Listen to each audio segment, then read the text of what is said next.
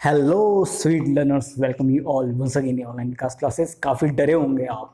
क्यों? क्योंकि 2 दिन बाद ही आप लोगों का नीट का फाइनल एग्जामिनेशन होने वाला है और जिसका आप लोगों को 1 साल से इंतज़ार था उसकी घड़ी आ चुकी है। तो फिलहाल घबराने की ज़रूरत नहीं है, क्योंकि जैसे मैंने आपको बताया है कि आप लोगों के कॉन्सेप्ट को एक फाइनल टच देने के लिए कुछ मैं आपके रिवीजन के पॉइंट ऑफ व्यू से जो मैंने आपके कॉन्सेप्चुअल लर्निंग के सेशन स्टार्ट किए थे वो कंटिन्यू है, अभी कंटिन्यू है। लेकिन उसके पैरेलल एक यहाँ पे इन्फॉर्मेशन देने वाला हूँ कि अगर आप लोग टेस्ट के लिए इच्छुक हैं तो आप लोगों के लिए एक फ्री टेस्ट मैंने आपका कंडक्ट किया है। आपको वो टेस्ट को अटेम्प्ट करना है और उसमें ऑलमोस्ट इस तरह की प्रॉब्लम्स को जोड़ा गया है जो कि आपके एक जो फाइनल जो राउंड होगा आपका नीट का, जो कि आपको 17th को होना है, उसको आप एक फाइनल टच एक बहुत ही बेस्ट लेवल पे वहाँ पे दे पाएंगे और एक अच्छे से अच्छा स्कोर कर पाएंगे। तो इसलिए इस टेस्ट को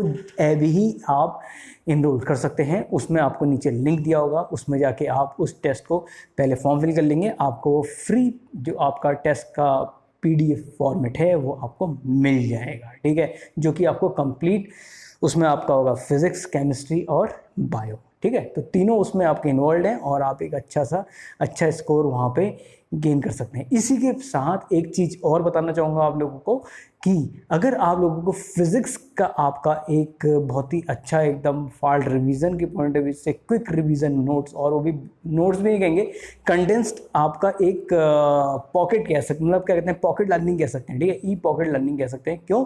क्योंकि इसमें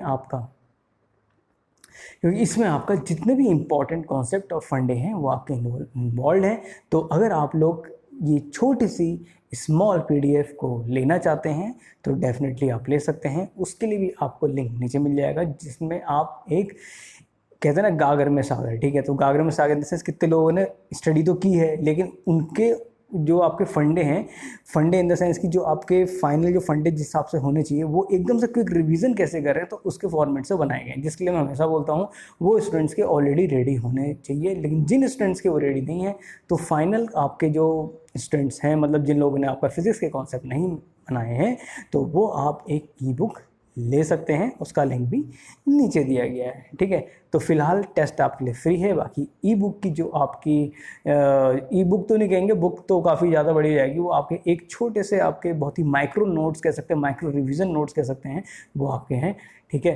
तो उसका लिंक नीचे दिया गया है, आप उसे देख सकते हैं। और बहुत ही मिनिमम कॉस्ट में वो रखे गए हैं, वो अराउंड आपका 150 के अराउंड है। उसमें 2 हैं, एक आपका मैकेनिक्स है और इलेक्ट्रोस्टैट है। अगर आप केवल मैकेनिक्स का लेना चाहते हैं उसका भी आप सेपरेट ले सकते हैं। तो लेकिन उससे पहले आपको लिंक में जाके वहाँ पे क्वेरी सबमिट करनी पड़ेगी, ठीक है। तो अब देखते हैं, चलिए आखिर आज आप लोगों के लिए है क्या। आप लोगों के लिए बहुत बढ़िया कॉन्सेप्चुअल ट्रिक्स लाया हूँ। तो चलिए स्टार्ट करते हैं।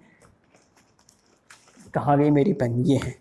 हाँ, तो यहाँ पे देखिए, आपका सबसे पहले वहाँ पे जो भी क्वेश्चन पूछा जाएगा काफ़ी ज़्यादा, देखिए फिर से कह रहा हूँ, सबसे पहले आपको अपने माइंड का स्ट्रेस है वो कम करना पड़ेगा, ठीक है। तो कॉन्सेप्ट कैसे, मतलब किस तरह की प्रॉब्लम्स वहाँ आने वाली मैं आपको बताता हूँ। देखिए, सबसे पहले जो वर्क डन से रिलेटेड मैं आपको यहाँ पे इलेक्ट्रोस्टैट में बात करूँगा, वर्क डन से रिलेटेड प्रॉब्लम, ठीक है। तो सबसे पहले देखिए, वर्क डन कब निकलेगा? जब हमें फोर्स पता होगी, ठीक है। फोर्स पता होने के लिए आपको एक्सेलरेशन से रिलेटेड सारी चीज़ें पता होनी चाहिए। एक्सेलरेशन नहीं पता है, उससे रिलेटेड आपको क्या पता होना चाहिए? वेलोसिटी पता होनी चाहिए, ठीक है। अगर हम यहाँ पे एक्सेलरेशन पे फोकस करें, एक्सेलरेशन कब निकलेगा? जब हमें फोर्स पता होगी। जब हमें फोर्स पता है तो हम डेफिनेटली वर्क डन भी इजीली निकाल सकते हैं। तो देख कहना कि मतलब यहाँ पे ये है, work done, force, acceleration, velocity, जितने भी आपके 4 आपके ये दिख रहे हैं आपको, आपके important tools, force, work done और वेलोसिटी और एक्सेलरेशन, ये सारे आपस में इंटररिलेटेड रहते हैं, ठीक है। तो देखिए, वहाँ पे सबसे पहले मैं बात करूँगा चार्ज से रिलेटेड, क्योंकि चार्ज से रिलेटेड जो आपके कॉन्सेप्ट हैं पास्ट ईयर भी आप देखेंगे एग्जामिनेशन में काफ़ी ज़्यादा पूछे गए। तो देखिए, जब भी आपका यहाँ पे सपोज इलेक्ट्रिक फील्ड आप जानते हैं, इलेक्ट्रिक फील्ड आपका दिया होगा यहाँ पे, ठीक है। Electric field E vector is equal to E naught I cap. आप देख रहे हैं यहाँ पे इलेक्ट्रिक फील्ड की डायरेक्शन आई कैप दे रखी है, ठीक है। आई कैप यानी पॉजिटिव एक्स डायरेक्शन। अब यहाँ पे कोई भी आपका सपोज Q चार्ज बोल देता है, ठीक है, Q not charge, Q not charge आपका यहाँ पे कुछ भी हो सकता है, प्लस भी हो सकता है। वैसे क्यू नॉट जो होता है कन्फर्मेटरी टेस्ट के लिए यूज किया जाता है, जो कि आपका पॉजिटिव नेचर का होता है, तो इसलिए यहाँ पे रिपल्शन ही होना है, आप जानते हैं। लेकिन कभी कभी बोल देता है कि ये पार्टिकल आपका अल्फा या प्रोटॉन बोल दिया, ठीक है, और यहाँ पे आपका सपोज इलेक्ट्रॉन बोल दिया, तो यहाँ पे आप थोड़ा कंफ्यूज हो सकते हैं। आप जानते हैं अगर चार्ज पॉजिटिव नेचर का होगा, अगर इनकेस चार्ज पॉजिटिव नेचर का है तो उसमें रिपल्शन होगा। अगर आपका जो चार्ज नेगेटिव नेचर का है वो कैसा होगा, अट्रैक्शन होगा। तो हो लग तो फोर्स ही रही है इसमें, ठीक है, लग तो फोर्स ही रही है, ठीक है। फोर्स लगेगी तो चार्ज में एक्सेलरेशन होगा, ठीक है। तो इससे अगर आप सबसे पहले यहाँ पे निकालेंगे आप फोर्स, आप जानते हैं इलेक्ट्रिक फील्ड में कोई भी चार्ज रखा होता है तो वहाँ पे फोर्स लगती है, तो हम जानते हैं फंडामेंटल डेफिनेशन होती है E = F/Q0, ठीक है। तो यहाँ से हम क्या कर सकते हैं, फोर्स इजीली फाइंड कर सकते हैं E × Q0। तो इलेक्ट्रिक फील्ड हमें पता है, ठीक है, तो यहाँ से हम फोर्स निकाल लेंगे। तो फोर्स जब निकाल लेंगे, फोर्स की वैल्यू होती है मास × एक्सेलरेशन, ठीक है। तो एक्सेलरेशन पता लग जाएगा, तो Q0E, तो A बराबर यहाँ पे आ जाएगा Q0E/m, ठीक है। अब यहाँ जैसे ही आपका एक्सेलरेशन पता लग जाता है, वहाँ पे आपकी 90% प्रॉब्लम सारी सॉल्व हो जाती है, क्योंकि एक्सेलरेशन से ही रिलेटेड यहाँ पे फिर आगे क्वेश्चन पूछे जाते हैं। सबसे पहली चीज अगर मैं कहूँगा कि अगर आप बताइए इसमें वर्क डन कितना हो रहा है। सपोज ये बॉडी आपका मूव करती है x distance apart, suppose x distance apart move करती है। अब आप जानते हैं जो वर्क डन होता है वो क्या होता है, वर्क डन = क्या होता है, integration of applied force dx। अब मैंने x लिखा क्योंकि डायरेक्शन x एक्सिस है, ठीक है। तो इसमें सबसे पहले जो आपकी बात यहाँ पे रेज होती है, आखिर जो फोर्स है और डिस्प्लेसमेंट है उसके अलोंग जो एंगल है वो कितना है। अब आप जानते हैं अगर पॉजिटिव पार्टिकल होगा, बस खेल यहीं पे शुरू होता है, खेल यहीं पे शुरू होता है। अगर आप समझ जाएं कि आखिर वर्क डन का खेल क्या है, वर्क डन का खेल समझने के लिए आप सबसे पहले एंगल में जाना पड़ेगा कि आखिर जो फोर्स लग रही है चार्ज पार्टिकल में और जो डिस्प्लेसमेंट है उसके बीच का एंगल कितना है। अगर आप वो देख लेते हैं, यहाँ पे फोर्स और डिस्प्लेसमेंट के बीच का एंगल आप देख लेते हैं तो डेफिनेटली आप इजीली निकाल सकते हैं वर्क डन। तो देखिए यहाँ पे फोर्स जो लग रही है आपकी किस डायरेक्शन में लग रही है, रिपल्सिव फोर्स लगेगी, ठीक है। तो यहाँ पे आपका फोर्स आपकी कैसे लगेगी, रिपल्सिव लगेगी। और आपका डिस्प्लेसमेंट भी कैसा है आपका, तो एंगल कितना हुआ आपका 0 डिग्री, ठीक है। ये रही आपकी। अभी सब यहाँ पे हम धीरे धीरे निकालेंगे कि आखिर एनर्जी कितनी इन्वॉल्व है, काइनेटिक एनर्जी कितनी होगी, फाइनल कितनी होगी, इनिशियल काइनेटिक एनर्जी कितनी होगी, सारी चीज़ें हमें निकालने वाले हैं। यहाँ केवल वर्क डन तक की बात नहीं होगी, सारी चीज़ें डील होंगी, ठीक है। तो आप जानते हैं केवल लास्ट मोमेंट बचा हुआ है, लास्ट मोमेंट में आपको सारे बेसिक और बड़े से बड़े कॉन्सेप्ट यहाँ पे डील करने वाला हूँ। तो यहाँ पे देखिए फोर्स हम इजिली निकाल लेंगे। एफ की वैल्यू कितनी होती है आपका Q0E, ठीक है। इसको यहाँ पे हम सब्स्टिट्यूट कर देंगे, ठीक है। तो यहाँ देखिए फोर्स कितना हो गया Q0E, ठीक है। और डिस्प्लेसमेंट कितना है x, एंगल कितना है आपका 0 डिग्री। तो यहाँ पे आपका कितना आ गया वर्क डन, ये वर्क डन, ये आपका वर्क डन निकल के आ गया। आप जानते हैं वर्क डन इक्वल टू होता है क्या, change in energy, change in kinetic energy. वैसे change in kinetic energy change total energy होती है, लेकिन पोटेंशियल एनर्जी का कॉन्सेप्ट, पोटेंशियल एनर्जी नियरली हम सेम मानेंगे, ठीक है, स्मॉल डिस्प्लेसमेंट के रिस्पेक्ट में। तो यहाँ पे देखिए हम क्या लेंगे, अगर इन केस आपसे पूछ देता है what is the final energy, ठीक है। चलिए काइनेटिक एनर्जी की बात नहीं करते, यहाँ पे केवल हम किसकी बात करेंगे, पोटेंशियल एनर्जी की। क्यों, क्योंकि पार्टिकल स्टार्टिंग में भी रेस्ट में है और बाद में आफ्टर सर्टेन टाइम जब एक्स डिस्प्लेस कर लेगा उस समय भी पार्टिकल कैसा होगा, रेस्ट में आएगा। तो काइनेटिक एनर्जी 0 होगी। तो यहाँ पे वर्क डन इक्वल टू क्या हो जाएगा, change in total energy. Total energy is equal to कितना हो जाएगा, वर्क डन। तो वर्क डन कितना हो जाएगा यहाँ पे, this is the work done, ठीक है। तो वर्क डन यहाँ पे निकल गया। टोटल एनर्जी में क्या आ जाएगा आपका, final potential energy minus initial potential energy, ठीक है। तो यहाँ पे निकल के आ जाएगा Q0E × x, ठीक है। अब वहां पे आपका दिया होगा कि potential energy at particular point I या इनिशियल पॉइंट आपको पोटेंशियल एनर्जी मेंशन की होगी। सपोज आपको दे रखी है अल्फा जूल, ठीक है, अल्फा जूल दे रखी है। तो फाइनल एनर्जी कितनी निकल के आएगी यहाँ पे, अल्फा जूल प्लस Q0E(x). तो ये आपकी फाइनल एनर्जी पर्टिकुलर पॉइंट में निकल के आ जाएगी, ठीक है। फिलहाल यहाँ पे काइनेटिक एनर्जी का कॉन्सेप्ट इसलिए नहीं इन्वॉल्व होगा क्योंकि यहाँ पे आपका मेंशन क्या होगा कि पार्टिकल रेस्ट से स्टार्ट हो रहा है, ठीक है, पार्टिकल रेस्ट से स्टार्ट हो रहा है, ठीक है। अगर इनकेस आपसे बोल देगा कि फाइनल काइनेटिक एनर्जी कितनी होगी, तो उसके लिए आपको कुछ नहीं करना है। हम जानते हैं कि पार्टिकल जो है पार्टिकल का जो एक्सेलरेशन है वो कितना है, वो आपका है Q not E upon M, ये पार्टिकल का क्या है, एक्सेलरेशन है। अब आपसे बोल देगा कि बताइए इसकी फाइनल काइनेटिक एनर्जी कितनी होगी या फाइनल वेलोसिटी कितनी होगी। तो जब पार्टिकल यहाँ पे रखा हुआ है इलेक्ट्रिक फील्ड में, तो रेस्ट कंडीशन में रखा हुआ है, ठीक है, तो रेस्ट कंडीशन में रखा हुआ है, तो उस केस में इनिशियल एनर्जी कितनी होगी, जीरो होगी, इनिशियली जीरो होगी, ठीक है, इनिशियली।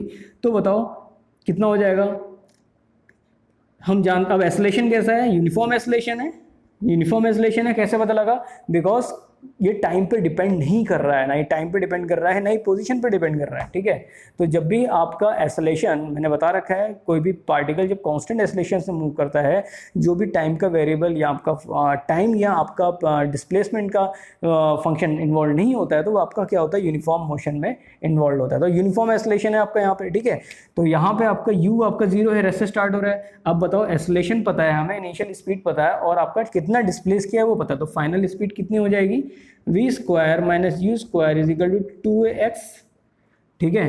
तो यहाँ पे देखिए v स्क्वायर, ये तो u स्क्वायर कितना हो जाएगा, इनिशियली रेस्ट में है, तो v की वैल्यू कितनी आ गई यहाँ पे 2, ये हो जाएगा q e upon m into x under root, ये आपकी क्या आ गई, पार्टिकल की फाइनल वेलोसिटी आ गई। आपसे काइंडली ये पूछेगा half of mass of the particle into velocity का स्क्वायर कर देंगे, आपको काइनेटिक एनर्जी पता चल जाएगी, ठीक है। तो ये तो रही बात कैसे आप अगर यूनिफॉर्म इलेक्ट्रिक फील्ड में कोई पार्टिकल दिया हो और मेंशन किया होगा कि बताइए अगर ये एक्स डिस्प्लेसमेंट मूव कर रहा है तो बताइए उसमें वर्क डन कितना होगा, उसकी फाइनल काइनेटिक एनर्जी क्या होगी और कितना उसमें एक्सेलरेशन होगा, ठीक है। तो इससे रिलेटेड सारी चीज़ें आपको पता होनी चाहिए, ठीक है। वेलोसिटी पता लग गई, आपका कितना उसमें एनर्जी कितनी है, ठीक है, सारी चीज़ें हम निकाल सकते हैं at particular point P x distance में, ठीक है। तो ये तो रही बात आपकी क्या, पार्टिकल से रिलेटेड। अब इसमें थोड़ा आगे और मूव करते हैं। आगे मूव करने के लिए सबसे पहले मैं इसको रब कर लेता हूँ, ठीक है। सबसे पहले मैं इसको रब कर लिया यहाँ पर। तो देखिए अब इसी से रिलेटेड आगे बढ़ते हैं। अगर पार्टिकल यहाँ पे कैसा होगा, निगेटिव पार्टिकल होगा, निगेटिव पार्टिकल होगा, निगेटिव पार्टिकल में कैसा होगा, फोर्स कैसी लगेगी, टुवर्ड्स दिस साइड, ठीक है। निगेटिव पार्टिकल फोर्स इस साइड लगेगी, जबकि आपका डिस्प्लेसमेंट कैसा हो रहा है, इधर की साइड हो रहा है, ठीक है, राइट साइड।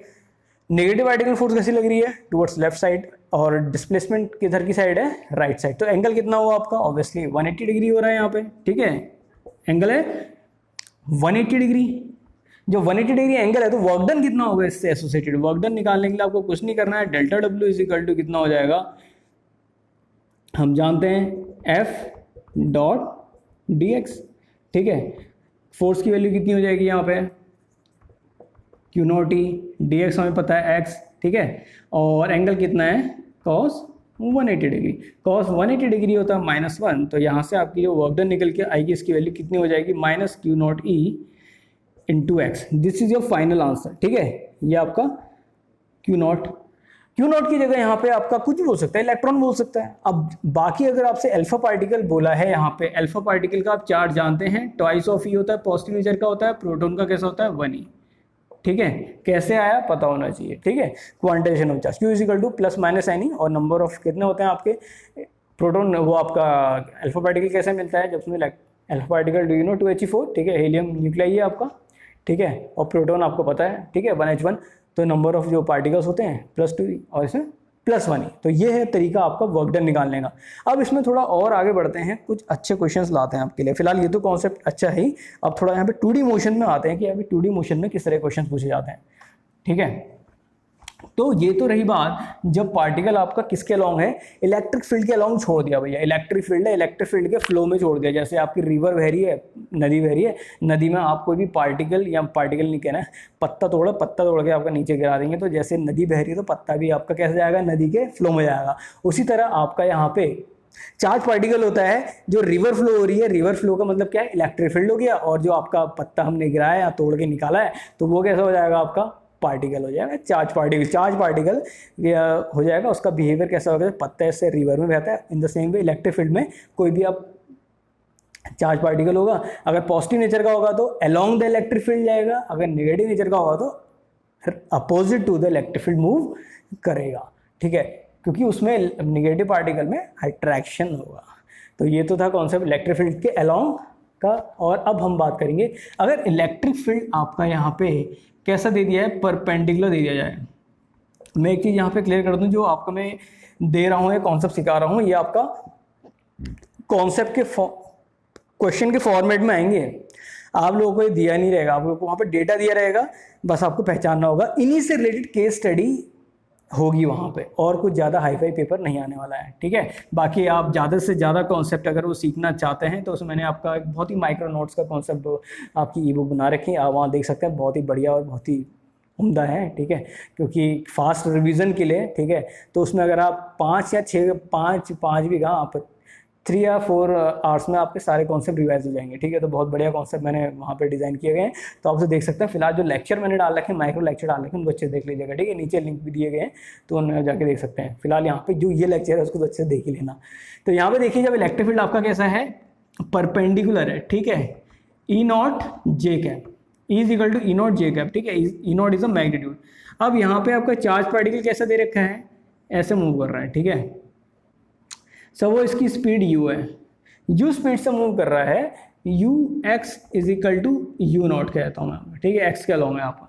तो आपसे बोल देगा कि बताइए एट एनी टाइम टी इसकी फाइनल वेलोसिटी क्या होगी। आप जानते हैं जब ये पार्टिकल यहाँ पे एंटर करेगा, जैसे ये पार्टिकल एंटर करेगा, अब मैंने इसको पॉजिटिव नेचर दे रखा है, जब इसमें पॉजिटिव नेचर का है तो रिपल्शन होगा, ऑब्वियसली इसमें रिपल्शन होगा, ठीक है। तो रिपल्शन की वैल्यू क्या हो जाएगी, क्यू नॉट ई रिपल्शन, ठीक है। रिपल्शन अपवर्ड डायरेक्शन में होगा जब ये पार्टिकल यहाँ पे एंटर करेगा, ठीक है। तो जैसे ही एंटर करेगा तो क्या होगा, आपका बेंड करेगा, साफ सी बात है, क्योंकि पार्टिकल में क्या लगेगी, फोर्स लगेगी टुवर्ड्स अपवर्ड, ठीक है। जब फोर्स लगेगी तो आप मेरे को बताइए यहाँ पे जो एंगल बन रहा है, एंगल थीटा, कितना बन रहा है, एंगल थीटा।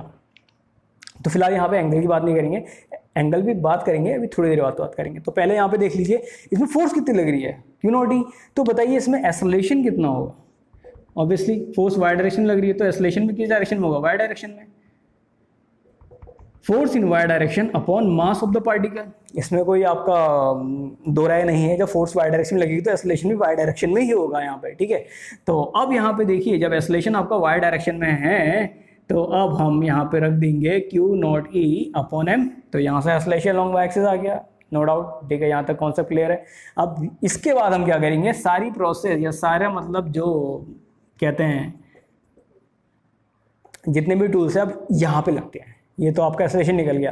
तो जब भी आपको कभी दिक्कत हो ना, कोई भी प्रॉब्लम दिक्कत आती है, चाहे मैकेनिक्स की हो, चाहे इलेक्ट्रोस्टैट की हो, चाहे किसी से भी रिलेटेड हो, मैग्नेटिक फोर्स हो, आप बस टोटल फोर्स निकाल लीजिए उस बॉडी में। टोटल फोर्स निकालने के बाद उसमें एक्सेलरेशन फाइंड कर लीजिए, बस 99% प्रॉब्लम वहीं पे सॉल्व हो गया, आ जाएगी आपके हाथ में, ठीक है।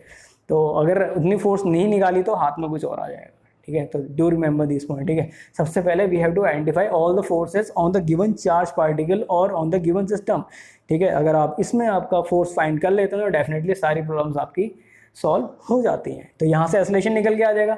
अब हम बात करेंगे एक्सेलरेशन किस डायरेक्शन में है, वाई डायरेक्शन में है, ठीक है। तो बताओ velocity, initial velocity y direction में कितनी है, 0, ठीक है। और फाइनल वेलोसिटी कितनी हो जाएगी, फाइनल वेलोसिटी हो जाएगी initial velocity in y direction plus acceleration in y direction into t, ठीक है। क्योंकि आपका इनिशियल वेलोसिटी आपकी वाई डायरेक्शन में 0 है, एक्सेलरेशन तो निकाल लिया है हमने, तो v velocity in y direction कितनी हो जाएगी, q not E upon m into t, ठीक है। फाइनल वेलोसिटी आ गई, ठीक है। अब बात करेंगे कि आखिर एक्स डायरेक्शन में कितनी वेलोसिटी है, वी एक्स।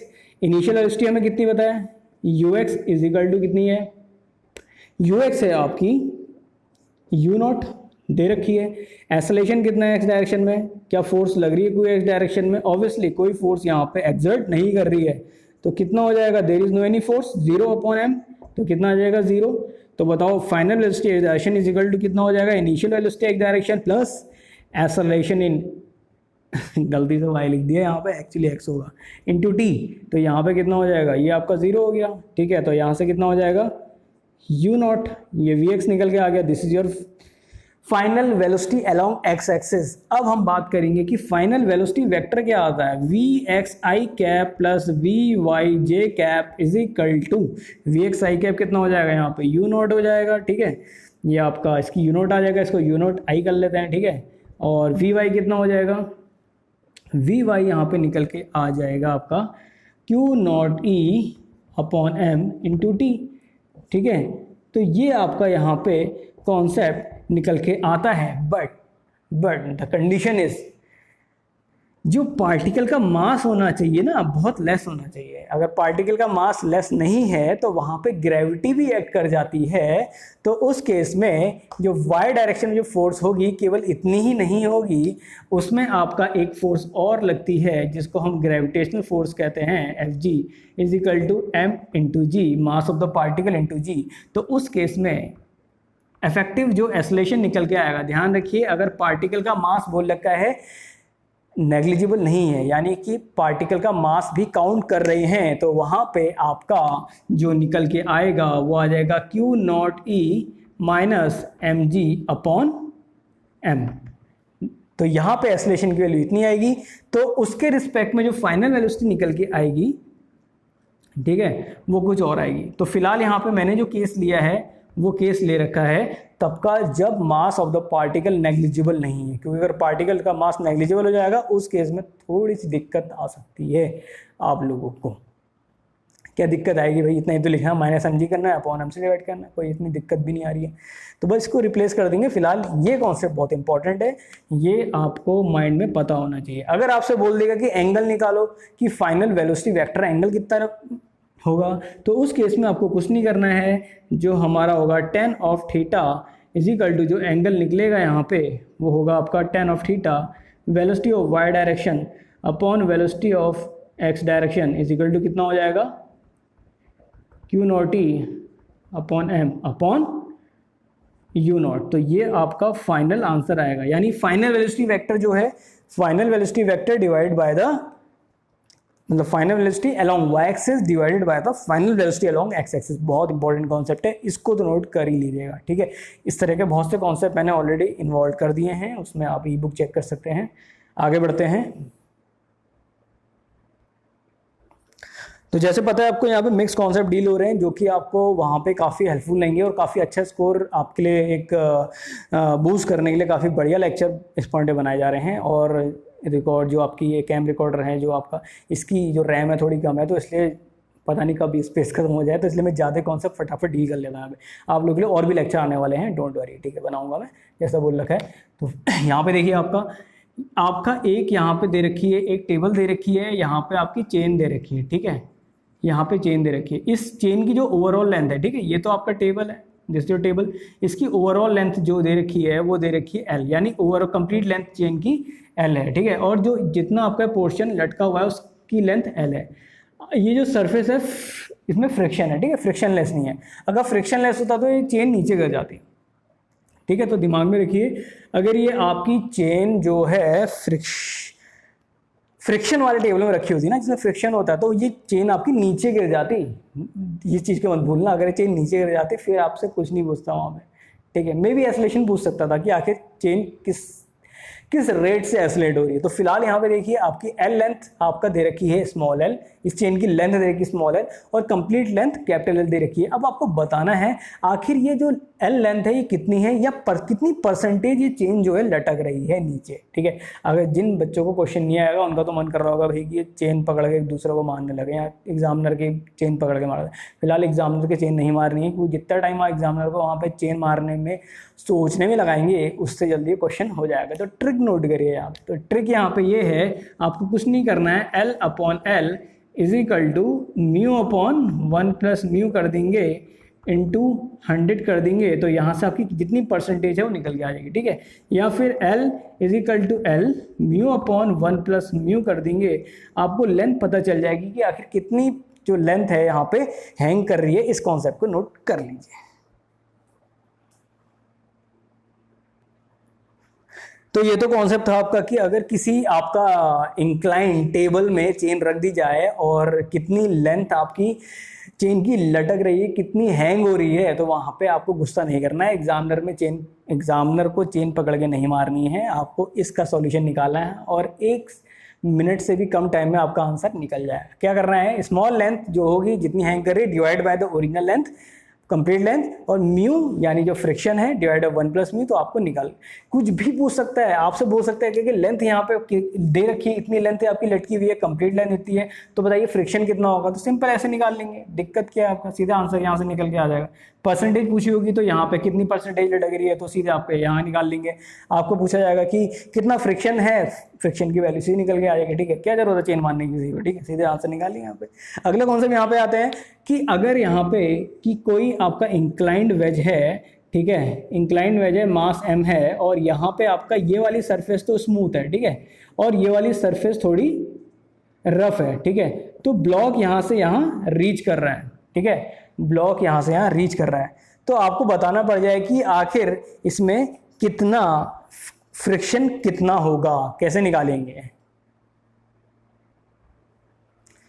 तो काफी दिमाग लगाएगा आप लोगों ने, बहुत इंपॉर्टेंट कॉन्सेप्ट है, ठीक है, चुटकियों में आंसर निकलेंगे, चुटकियों में, इतना ज़्यादा टफ नहीं है, ठीक है, फिर से कह रहा हूँ, जो लोग डर रहे हैं, बहुत इजी कॉन्सेप्ट है, बहुत ही बढ़िया कॉन्सेप्ट है, ठीक है। तो यहाँ पे देखिए आपको कुछ नहीं करना है, ये सरफेस रफ है तो यहाँ पे कुछ ना कुछ फ्रिक्शन होगा म्यू, और ये आपकी स्मूथ है, ठीक है, और ये एंगल थीटा है, तो बताओ यहाँ पे क्या करेंगे, आपका इंक्लाइन वेज दे रखा है यहाँ पे, ठीक है, this is your incline wedge, आपको निकालना क्या है यहाँ पे, म्यू निकालना है, तो म्यू की वैल्यू कितनी हो जाएगी, एल जो आपकी सरफेस स्मूथ है, प्लस LR जितनी रफ सरफेस है, divide by the rough surface की length into tan theta. Simple concept है, बहुत इजी कॉन्सेप्ट है, इसको वहाँ पे लगाइए और तुरंत आंसर निकाल के आइए और जल्दी से जल्दी अपने मार्क्स बताइए।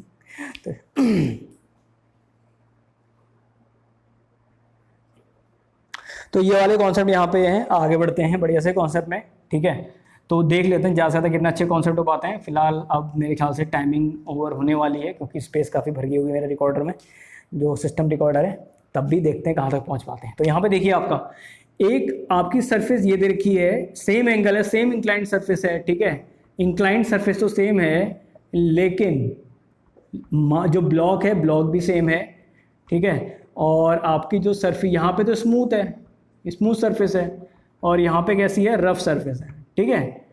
जब ये ब्लॉक यहाँ से यहाँ पहुँच रहा है और यहाँ से यहाँ पहुँच रहा है, तो साहब इसमें टाइम t लग रहा है, इसमें टाइम t डैश लग रहा है। साफ सी बात है, जो सरफेस रफ होगी, जहाँ पे फ्रिक्शन ज़्यादा होगा, वहाँ पे ब्लॉक थोड़ा ज़्यादा टाइम लेगा ना, इतना तो पता होना चाहिए, क्योंकि जो रफ सरफेस में अगर आप मूव करते हैं, ठीक है, आप सपोज किसी, आपने जब बचपन में झूला झूला होगा, आपने जब एक झूलने वाले में स्लाइडिंग वाला होता है, जब एक ऊपर से बैठते हैं नीचे खिसकते हुए चले जाते हैं, ठीक है, जब आपका जितना ज़्यादा स्मूथ होगा उतनी जल्दी नीचे पहुंचेगा ना। यहाँ पे आप बैठो, यहाँ पे आप बैठो, यहाँ पे आए, तो ज़्यादा टाइम किस में लगेगा, ज़्यादा रफ होगा, ठीक है, रफ सरफेस में ज़्यादा टाइम लेंगे, जबकि स्मूथ सरफेस में बहुत कम टाइम लेंगे, ठीक है।